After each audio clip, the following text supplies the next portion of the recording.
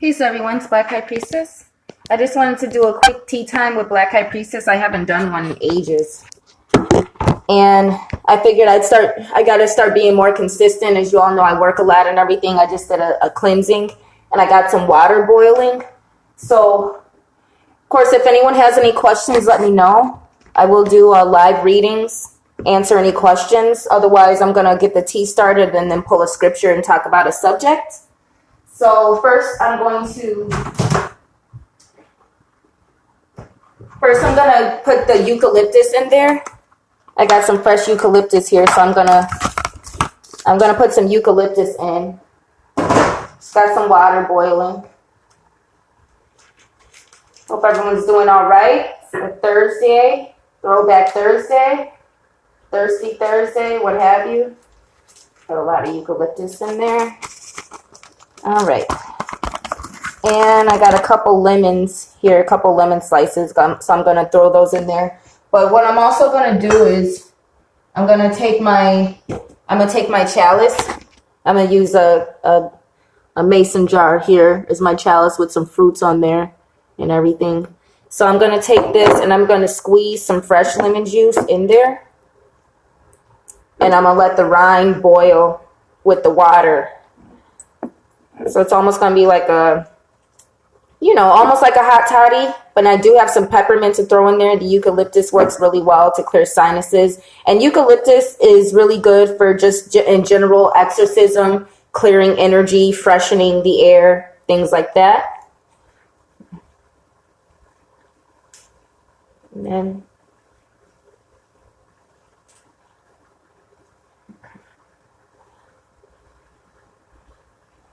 all right, so I got some fresh squeezed lemon juice in there as well. And then I can put some good lime juice. I like these volcano lemon lime juices because they have essential oil in the cap. And it's infused with essential oil. So I'm going to spray some of that in there as well. All right, what else do we have?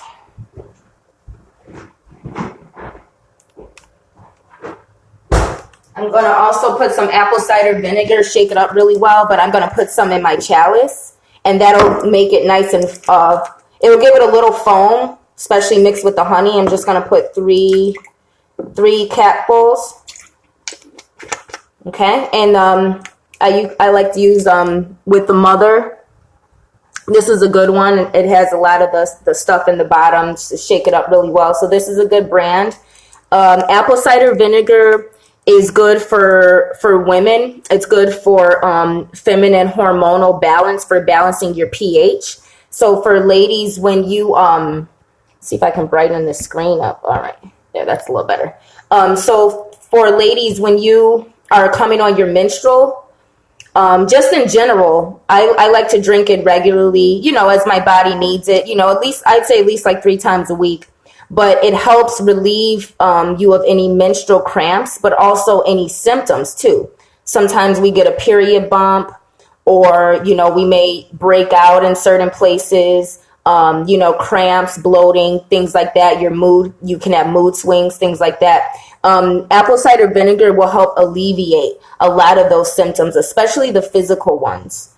Your menstrual cycle is good for relieving some of the burdens of femininity in a male-dominated society, getting rid of, emotional things, physical things. The menstrual cycle is a cleaning, healing, purification process. It's important for women to have a healthy, regular menstrual.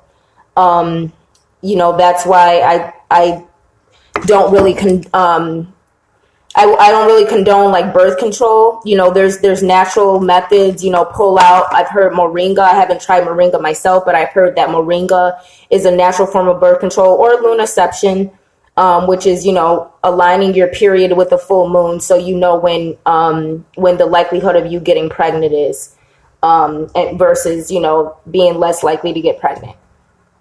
So what else do we have? I got the lemon eucalyptus in there. And I did say it's going to make like a hot toddy, so I'm going to put some of these peppermints in there. It's going to be kind of like a green, yellow energies, kind of luck of the Irish. It's almost like a golden Irish tea. I'm going to call it that. All right, and then what else do I have? I do have a little rosemary here. I can throw a few rosemary sprigs in there. Okay. And I do have some roses that I'm going to put in the tea. I don't want to cook the roses. I want the dried roses to be fresh and just kind of flavor it and kind of steep afterwards and kind of garnish the tea with that. So I'm going to do that after I strain the tea in the chalice. I'm just trying to see what else I have to throw in. It's just kind of like a brew. Peace, everyone. Let me know if you all have any questions about anything. Now, I do have a couple ginger candies.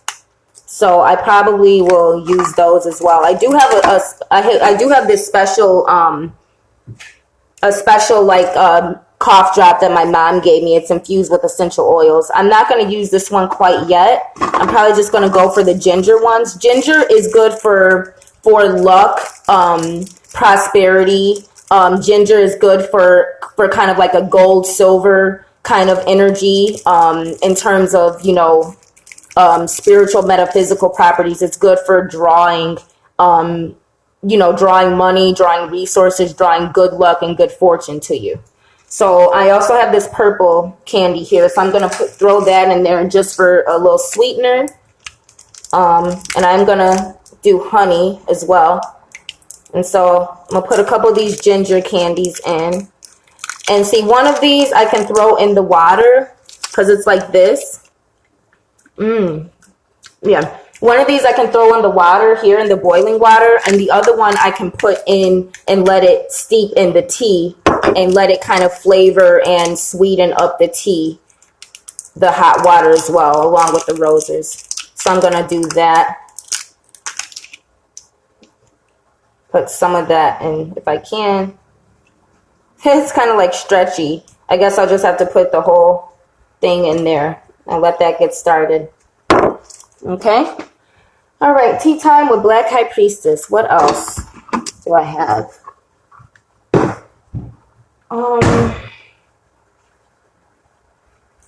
I thought I had some lemon oil. I guess I used up most of the lemon oil. So I do have a little Italian seasonings, which is basically thyme, margarine, basil, oregano, maybe one more in there. So I'm going to throw a little bit of that in there for flavor. And complement the eucalyptus as well. And a little basil. So this will just be like, I'll put some basil in there. Basil is good for exorcism as well, too. Basil is great for exorcism. Actually, before I pull a scripture, I'm just going to get my reference book for some properties, and we'll talk about some of the things I have in here.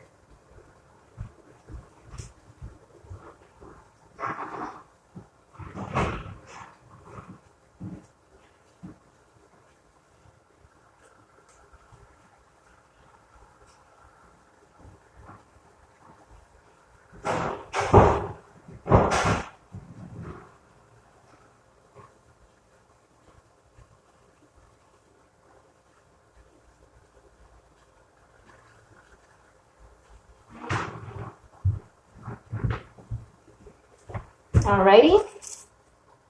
And then I got my dried purple roses. And these are out of the batch that I use for my Black Rose Exorcism, which also has eucalyptus, rose in there, and some other great things. So, any book by Silver Ravenwolf, she's a genuine witch. She incorporates a lot of the ancient practices of witchcraft, and she will help anyone who is interested in embracing their traits as a witch. Anyone who identifies as a witch and wants to embrace that and learn about it. She's a great foundation for someone who wants to become an advanced witch and who really wants to excel, be a working witch, or become a high level witch within a community or again, just be a working witch who is advanced at your craft, where you can help others. And that's what you should be doing. You should be helping others. Destruction is something that also comes with a lot of responsibility, because when you do destruction craft, you have to be able to deal with whatever you dish out. That's the first law of doing banishing destruction magic. Being justified in doing that, so it does not come back to you. Knowing the proper protocol, the proper invocations and petitioning and ritual protocol for doing these things. So I always recommend Silver Raven Wolf. Also, again, she deals with ancient witchcraft and folklore and those things. So for those who are interested in Wicca, I would suggest studying Silver Raven Wolf's books, because it will help you as a Wiccan understand that Wicca is a New Age religion that is based on practices of witches. Wicca, you don't have to be a witch. Wicca does not always involve witchcraft.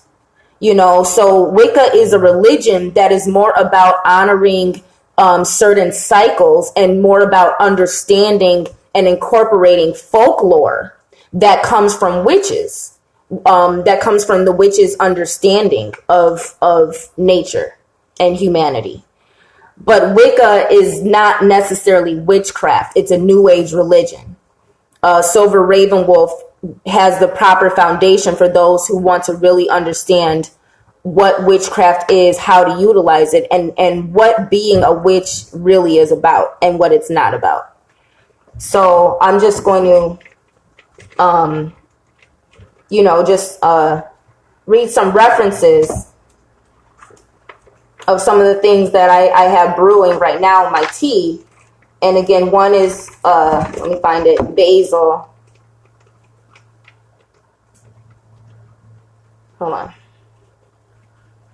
So rosemary is good for protection, love, lust, mental powers, exorcism, purification, healing, and sleep. Rose is good for love, psychic power, healing, love, divination, luck, and protection. Basil, love, exorcism, wealth, flying in airplanes, protection, and sympathy. Lemon, longevity, purification, love, and friendship.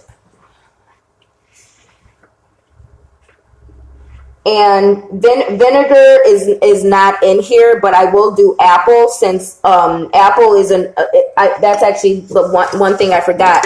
I do have some apples here, some leftover apples, some sliced apples that I'm just going to throw in the tea there and let kind of marinate. They might get a little mushy, which is fine, because I'm going to strain it, but they're going to flavor the tea and season it really well. So last but not least, apple, and that will include the apple cider vinegar and the apples I just put in. Love, healing, garden magic, and immortality.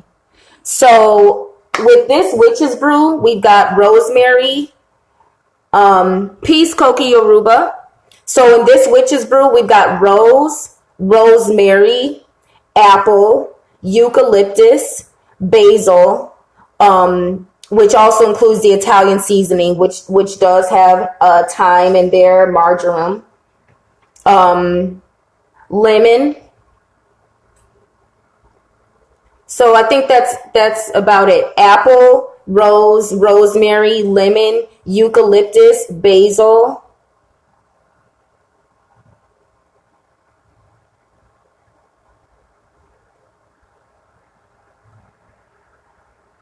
And the Italian seasoning and the mint too. So let's see what time. Well, peppermint is for purification, sleep, love, healing, psychic power. And then I said marjoram and thyme. Marjoram is good for protection, love, happiness, health, and money. And thyme is good for health, healing, sleep, psychic power, love, purification, and courage. So of all those main ingredients and the properties that I listed, one of the main ones that you all should have heard that was throughout every single ingredient that I mentioned had this property, which was love. So the next one that was pretty much throughout was protection. The next one was healing and luck. So this particular brew is going to have a strong energy of love, which is, oh, good. I'm glad you noticed, Yoruba. So this one is going to have a strong energy of generating love, a lot of self-love. I'm feeling that's going to have self-love because it's going to be the basil, the eucalyptus, the lemon, even the marjoram, thyme, those things dealing with exorcism, dealing with purification and protection. That's going to add a certain element of self-love, knowing where to share your love. Another thing of this was luck. That was another common thing, and then, with the apple, immortality, things like that. So, and longevity. So this is going to be a lasting form of self-love that is going to protect you from sharing your love and your luck with people who don't love you and don't deserve it. That healing purification energy is going to help, me, but, again, this particular brew is going to help with that, with these combination of qualities. Love is a theme, so is healing, purification, and luck. So, like I said, it's kind of like an Irish luck brew, Irish love, kiss me, I'm Irish type of, I guess I can call it that. I just make up the recipes as I go, and I always work with what I have. And like I said, Witchcraft 101 is recycling, waste not, want not. If you use what you have, and that's what being crafty is about, being able to utilize what you have and make something out of different elements is a form of alchemy. And alchemy deals with the masculine principles of the craft, which is magic. Witchcraft deals with the feminine principles, which essentially kind of deals with healing arts. But it also deals with, it strongly deals with the feminine mysteries of femininity that men and women can access. I talked before about the fact that there are no female wizards. There are sorceresses, high witches, things like that. But wizardry is a masculine thing because it specifically deals with the masculine principles of magic and the exalted position of that, which would be a shaman, monk, sorcerer, warlock, but being a wizard, so to speak, and dealing with the druids, wizardry, that the concept and the term, I would say, originates more with druidry. But certain terms originate in certain places. Witch doctor, for example, that's an African or African American term. Voodoo is the Americanized, appropriated and mixed version of the African Vodun that was brought over to Americas from the slave trade. So there you have some of these Americanized terms like witch doctor. That being an African term dealing with African masculinity. Speaking to the fact that, African spiritual principles had a different understanding of masculinity and femininity versus European principles, which is where, again, witchcraft, wizardry, some of these different terms come from. Europe is unique in the fact that it's the only landmass that looks at black as negative. historically, all of the land masses, black was a positive thing. Dark skin was a positive thing. Black represented life and youth. White represented death, or aging, wisdom, afterlife, things like that. Wearing white to a funeral is African. Wearing black to a funeral is European, for example. So, yep. You said pinch you. You're green, Yoruba. So this is still brewing here. I could put 1 drop of lemon eucalyptus oil in it. I think I might.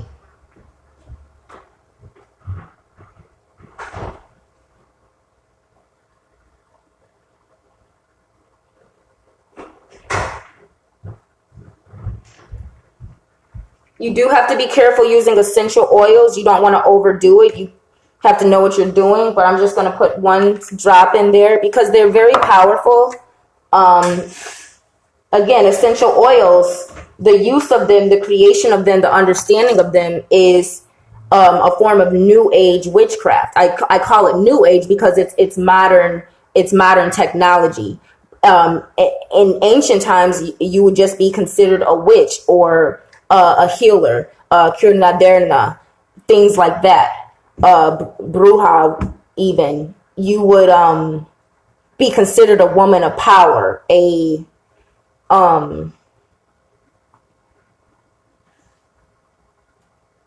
healer, priestess, things like that. Your ability to understand what different herbs were needed in order for certain concoctions. Tea, for example, witch's brew, but also to make potions. Understanding what formulas are needed for certain spells to work, for certain rituals and invocations to work, things like that. And that's what I do as Black High Priestess. I deal with individuals. I know some people are interested in lessons and things. You all have to ask questions. I can answer your questions live or go live in response to a certain question. But when you get an oracle consultation, that's basically going to be your initiation. That'll be your initiation into African spirituality or whatever your cultural heritage is. Not everyone's African. You know what I'm saying? There's some people who are Black who may not have the African heritage to really access Vodun. They may be more European. And that's something that I help Black people deal with, understanding where you fit in society and releasing these margins on Blackness, on Black people.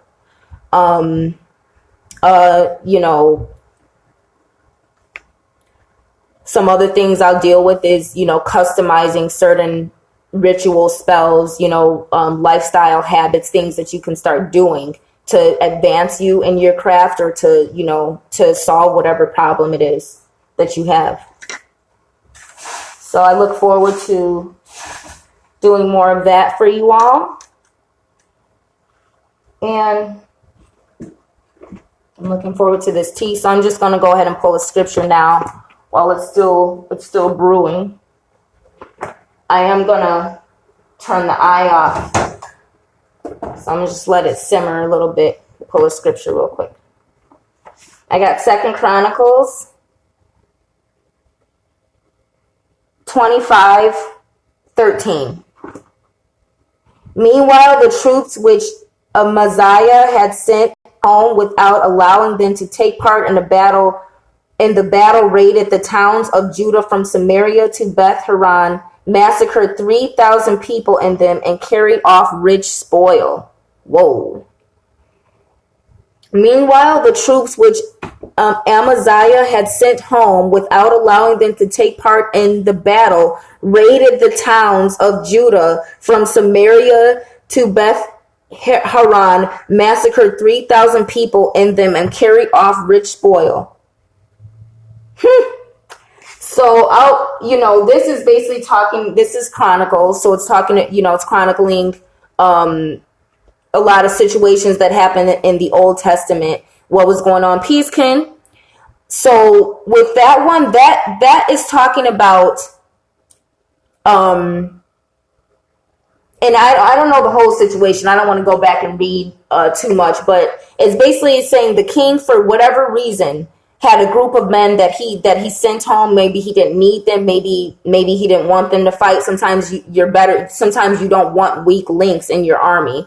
Sometimes you don't want to risk unnecessary lives if you know the odds are already in your favor. I'm assuming it was one of those two reasons. But because they were ready for battle, because these were men who were ready for battle and got sent home and didn't get to participate in the battle, they still had a lot of testosterone and adrenaline, so they raided the towns of Judah. Now, it says King Amaziah, so I'm assuming he was also an Israelite, because after Saul and King David, there was a succession of kings that ruled.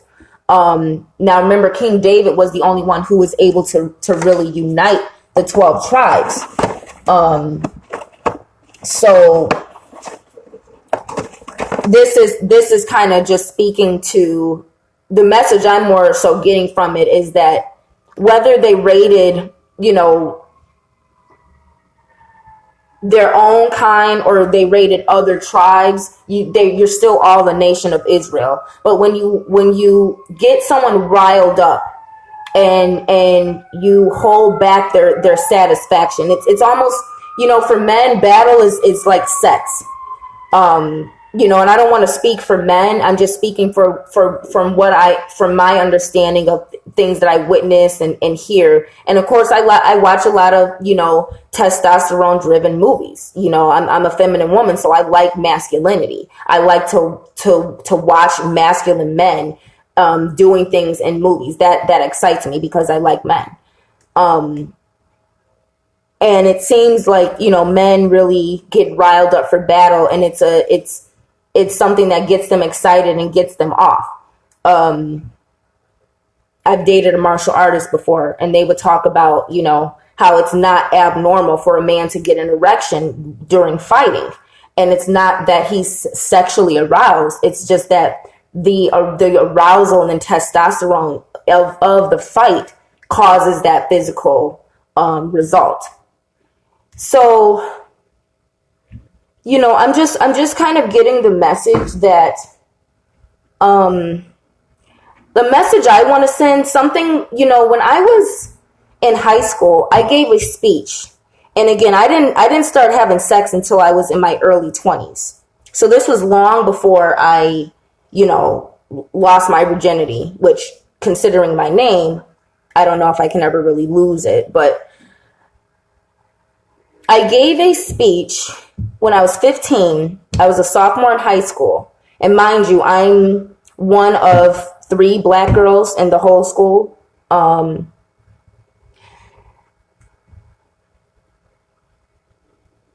So I gave a speech about the importance of oral sex on a woman. So a lot of people, I've had people ask me, like, how do you know so much? And what is Black High Priestess? And how did you become this? And how did you become that? One, I'm not a dumbass. I'm educated. My parents took education seriously.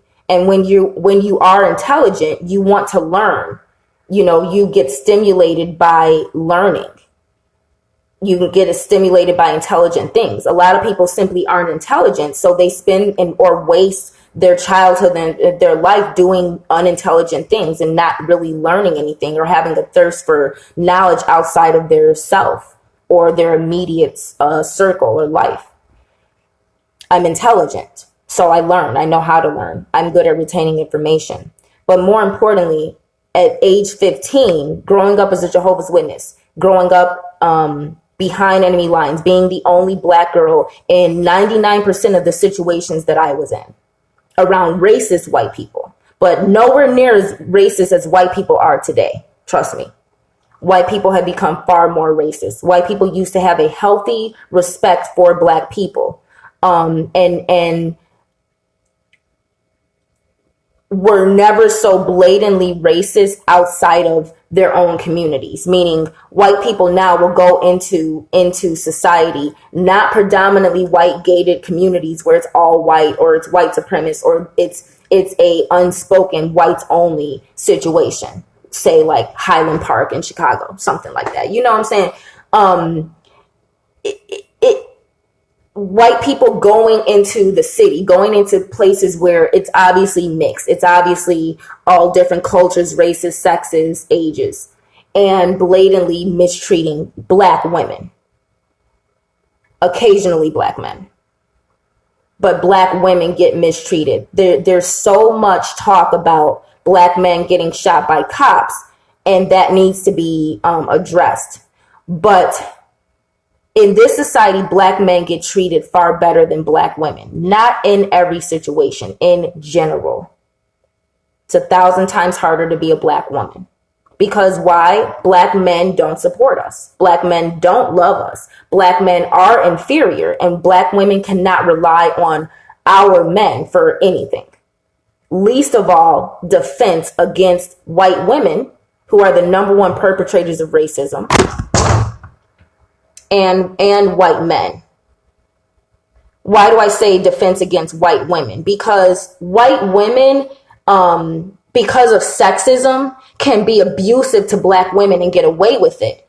And white women, because of sexism, will treat Black men good and manipulate him into being abusive to the Black woman instead of protecting her from that white woman who hates the Black woman and will sexually manipulate a Black man. So the white man does not protect Black women from white women. Neither does the Black man. Who does? There's a lot of times where Black women will be my enemy too, because they don't like the fact that I'm darker than them, that I have natural hair, that I'm not doing things to apologize for being a Black woman by lightening my skin, straightening my hair, or acting a certain way that white people approve of, instead of showing how intelligent, how beautiful and classy I am. Showing that I'm not a nigger. Showing that I can compete with the standard of white femininity as a dark-skinned, kinky-haired Black woman who speaks proper English, which is the number one trait that is attributed to white women. Speaking proper English. A trait that's attributed to white people. So again, I'm 15, I'm a sophomore in high school, and I give a speech about the importance of giving oral sex on a woman far before I even, have relations. My point is, I haven't talked a lot about the ancient feminine principles that I was born with, that I'm here to really share, that I reincarnated with to really share to women and to Black women. I haven't really talked about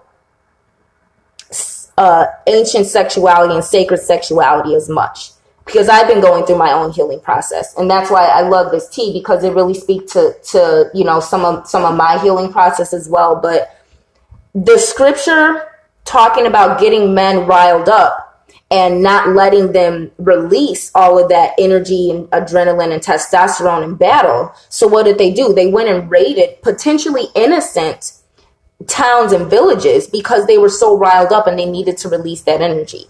That's why men are considered dangerous in this society. And I'm not talking about the feminist movement that's part of the New World Order. I'm talking about the ways that men can become dangerous when they don't get sex or when they don't get what they need. But what my brand is about is revealing some of the mysteries. And the reason I gave a speech is because I am a witch. I'm a blood-born witch, and I was born with knowledge of ancient femininity. No one taught me that. My mother sure didn't. No one taught me about oral sex. I knew naturally as a woman that a woman requires oral sex, or real women do. Because a real woman who's aware of her body is aware of her clitoris and the purpose of it. And it only has one purpose, for a woman to enjoy sex. Without the clitoris, the woman literally would be a baby-making machine. And a lot of women don't understand that there's men out here who are bad at eating you out, but they may become better if you teach them how. A lot of men watch pornography And pornography is not designed to get a woman off. It's designed to get a man off. And it's designed to be a visual, which is what men need. Women traditionally do not need visuals, which is why men being attractive traditionally was never as important. That's a feminine thing, being beautiful and attractive. That's why you know the Jezebel spirit has taken over men, because masculinity has no room for wanting to be beautiful. That's a feminine trait. And a lot of times when a man is focused on being beautiful, he's weaker in his masculinity. Being beautiful is feminine, distinctly feminine. So, you know, a woman getting off is not necessarily about how attractive the man is. Physically, yes, you want him to be physically healthy, but a man knowing how to satisfy a woman physically helps her get off. Knowing how to treat a woman outside the bedroom so she can open up to you emotionally, then physically. Knowing how to take the time, knowing the proper courting ritual to get a woman to open up. And then understanding that there is a pleasure point for a woman. A lot of men out here do not consider women to enjoy sex. They literally consider women something that they can slide their dick in, and that's what gets her off. Pornography is a problem. There's not a lot of women who know how to articulate feminine pleasure and these things, because women, just like Black people, are oppressed in silence from talking about what femininity really is and what it really requires. And I get sick of speaking up for other women so much who are so silenced, but know the things I'm saying are true and agree, but would never dare say them or talk about them. That's frustrating, just like it's frustrating that a lot of Black women are silent about what we go through. But I can't be silent about it anymore. I experience it too much when I leave my temple, when I go to work, when I go out to different venues, when I go experience nightlife, wherever I go, I'm constantly in Chicago confronted with racist white women and constantly mistreated by racist white women, overtly or covertly. It may be a slight, it may be overt racism where I can't get service at a bar, or it may be one of those slight things where a white woman is out with a Black guy and then she tries to control the situation and controls him and show how much she's his slave master by making sure he doesn't notice me, even though we're in the same vicinity. Other forms of racism I experience. A lot of times I'll go out and Black men, they will see how beautiful I am and literally put their head down. And it's obvious when they're with white women. A lot of Black men do that when they're with white women. They want to act like they don't see me. Why? Because I'm a beautiful Black woman and I'm a real Black woman. A lot of Black women are recessive. A lot of Black women do not look Black. They look mixed. They look recessive. They no longer look African at all. Or nor do they act like it. They don't have a spiritual energy to their femininity. But a lot of Black women also are not beautiful because they're not embracing their natural beauty. So when a Black man sees a beautiful Black woman, that is not allowed to be shown on TV, especially not with long hair. There's a reason why Black women are always on TV with short hair. Black women are masculinized. So when a Black man sees a feminine, Eurocentrically feminine Black woman, he puts his head down because he's in that slave mentality of I am not allowed to lust after my own woman because I'm a sex slave to white men and white women. That's a slave syndrome. This is 2019, and in modern day Chicago, I'm letting you all know Black men will walk by me and put their head down in order to make white women feel comfortable. Black men will act like I'm not there. And that's another thing white people do, especially white women. They want to act like I'm not there because they think if they act like I'm not there and they control the men around them, that they can interfere with any man, Black or white, looking at a real woman, an organic woman that is not allowed to exist anymore. Dark skin, long, kinky hair. Not covered up in head wrap all the time, which again, that's another upload. of sacred femininity, African traditions, a woman covering her hair, being a Hebrew Israelite. That's another upload. But when you're talking about a Eurocentric form of beauty that a black woman has achieved naturally, not a light-skinned woman, not a mixed woman. This is my real hair. This is my real skin. You know, I don't have any makeup on right now. I don't have any extensions in.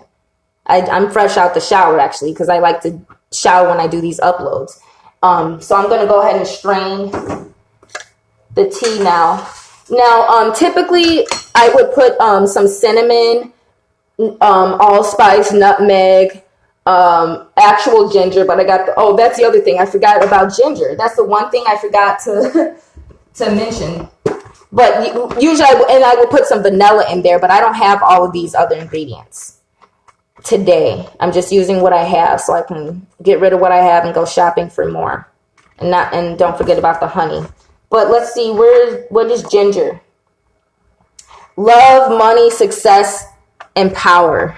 See, love is throughout that theme. So again, we're living in modern day slavery. The way that black men act toward black women is, to me, it's obvious that white women are doing satanic rituals more than white men. White women are doing this because they want to control black masculinity. White women and black men are the weaker links, whereas white men and black women are the stronger links, meaning between black men and black women, the black woman is more loyal. The black woman is harder to get the black woman to sell out. It's harder to get the black woman to go against her man, her people. Whereas the black man is weak. The black man does not defend the black woman. The black man is easily manipulated. The black man is the one who can become an enemy and an agent.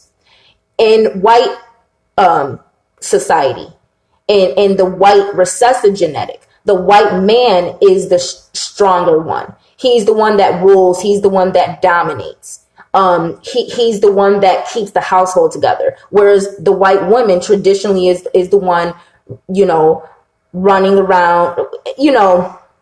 We have American culture and society too, but I'm looking more at an ancient thing. The white woman is the one who will go with a black man, a man of another nation. The white woman, not the white man. The white man is loyal to the white woman. The white woman is not loyal to the white man. She's the weaker link. She's the one who, even if the man is doing all the work to conquer and things, she's the one who doesn't know how to cook, doesn't know how to clean, dies during childbirth, doesn't know how to raise the children, is not the helper. So when you have this influx of black men and white women getting together, and real black women, and I talk about spiritual things to waken people up.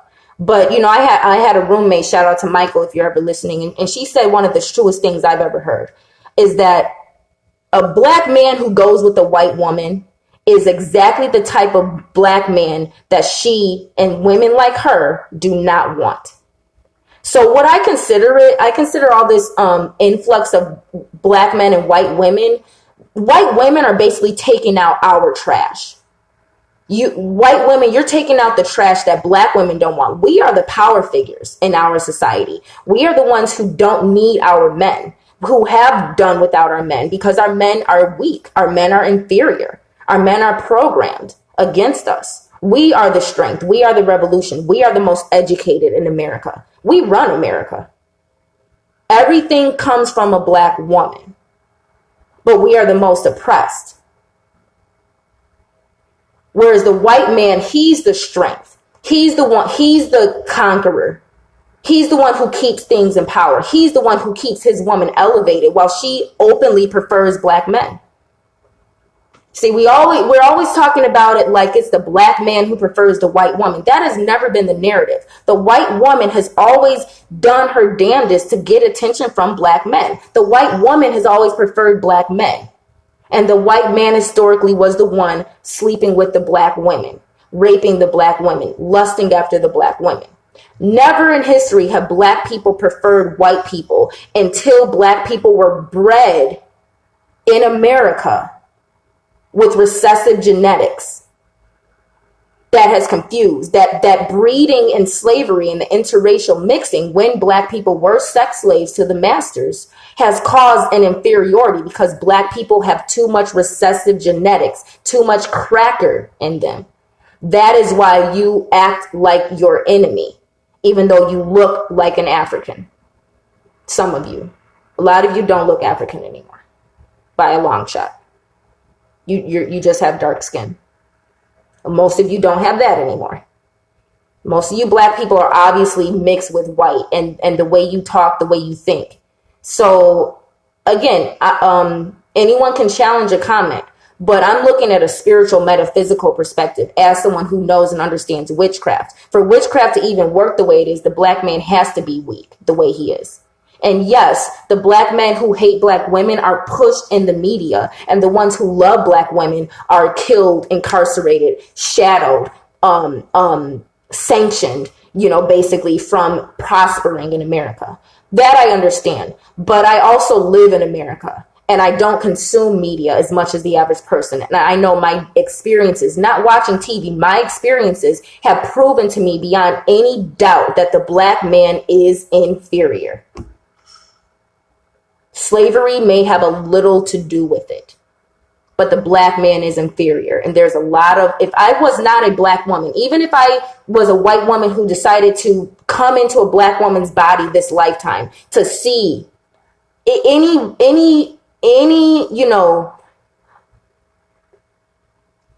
who has had the experiences that I've had with black men as a black woman, anyone who talks to dark-skinned, natural-haired black women who are intelligent, know and understand where the black woman is coming from. It's not just other races that realize black men are inferior. The problem is black women have stood up for black men so much that they seem like there's something. Black men are not. If it don't apply, let it fly. But the reality of it is the strongest black men are saying exactly what I'm saying and speaking that truth to power, talking about their own inferiority, not maybe them as individuals, but talking about how the black man hates the black woman and loves white women. And again, that's taking out our trash.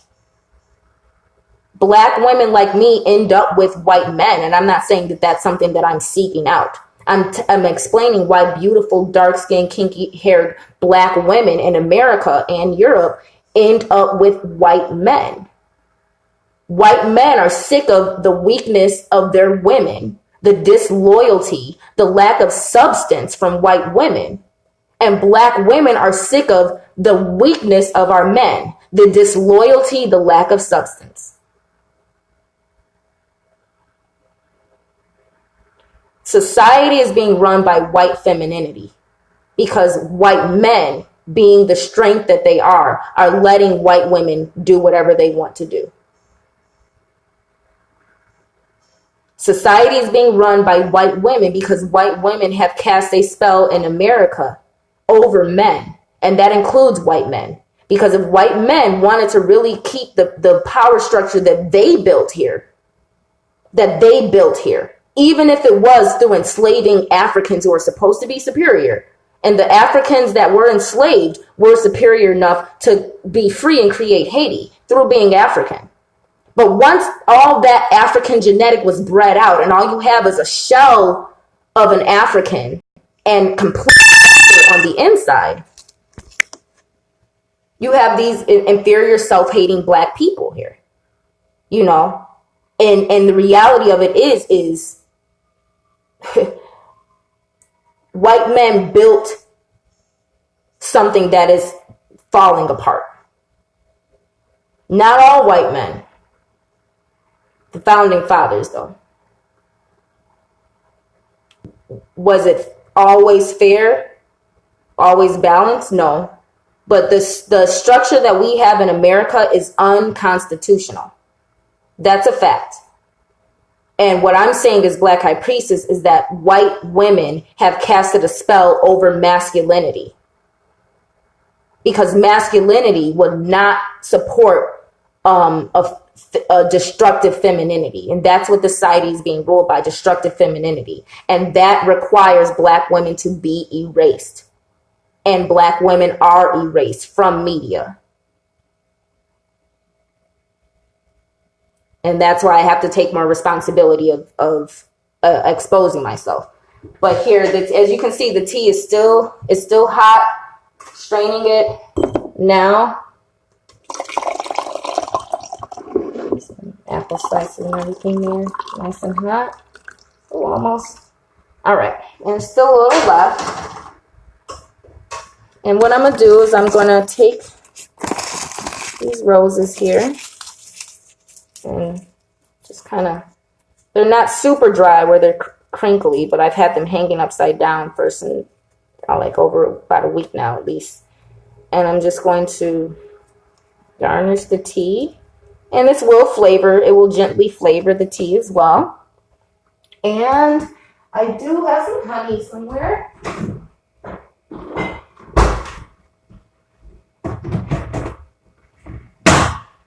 There it is. And my phone is dying soon. And for Hijos de Oshun, daughters, sons and daughters of Oshun, you know what time it is? Yeah. And for anyone who knows what I'm doing and why I said that and what I'm doing right here, which I'm not going to mention,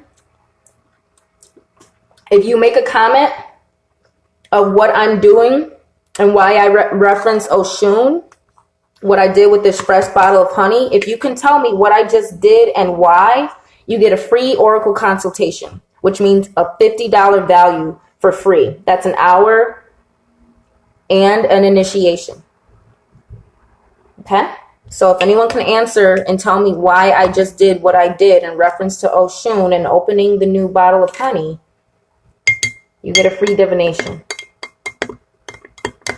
Especially since most likely you're probably going to be under the house of Oshun like I am.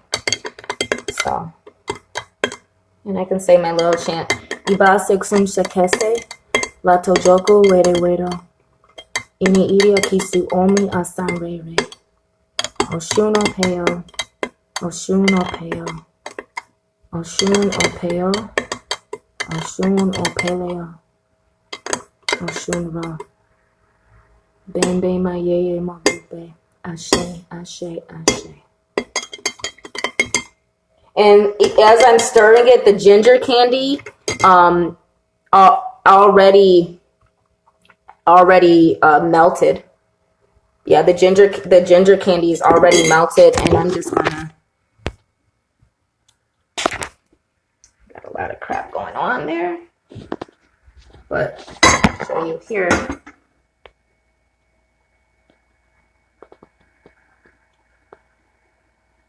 And then you said, how does the apples look? Here's what's left over.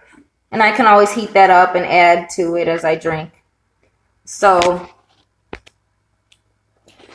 without further ado, I'm going to leave you all with that. And I did kind of get off on a tangent, but the main thing that I was talking about was with the scripture in terms of riling men up and sexuality. My main point was to talk about women can get riled up too.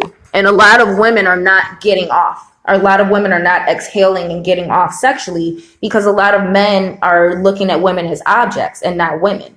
A lot of women have lost their femininity. And so men are not inspired to treat you like a woman. You act like an object. You're fake. And so you get treated like an object too. And other women do. So again, the porn industry has a lot to do with this. But I want to make it clear that it is important that a woman have oral sex, that a woman have foreplay. Oral sex does not just mean eating her out down there. Oral sex means erogenous zones. Me personally, I know mine, my neck, my breast, women have different erogenous zones. Your butt, your thighs, your stomach, your navel, sometimes your feet, everyone's different sexually. And that's why it's important to have a friendship and a partnership with someone. So you can really get off sexually and have that level of trust and communication. And it's important that a woman have some level of trust to really open up to a man and open up to him sexually too. So a lot of men, you're raping women by not getting her off. You're violating her femininity by not courting her, by not having any intention to marry her. Sacred sexuality are these principles. Of the way that men treat women now legally is considered rape, let alone a woman actually being forced and brutally raped by being forced or held at with like assault with a weapon or a gang rape. You know what I'm saying? Where other men are involved holding her down or whatever. Or where drugs are involved and she's being date raped. Not to mention those things, the ways that men treat women in modern society is rape. It is rape, lying to a woman to get sex, manipulating her, only worrying about your pleasure, arousing her to open up her love and her femininity to you with no intention of pleasing her or being a husband to her or a protector or provider. That's rape. And I want to talk more about it because I want people to understand this is not part of a feminist movement. This is based on the scripture that I pulled and the message that I'm inspired to talk about. So I will be talking about more about the speech I gave when I was 15 about the importance of oral sex on a woman and the importance of getting a woman off sexually and how a man can really be a man in and out of the bedroom, especially to Black women, because Black women are not like white women. We're different. And I, for one, embrace the many ways that I'm different from white women. But as Black priestess, I can focus on the similarities in order to elevate women in general with sacred witchcraft and sacred femininity. But as a pro-Black priestess, Black women come first and foremost. And that's why I'm here for Black women who have to deal with the things that I've had to deal with in life simply because I'm not white. All right, peace and love.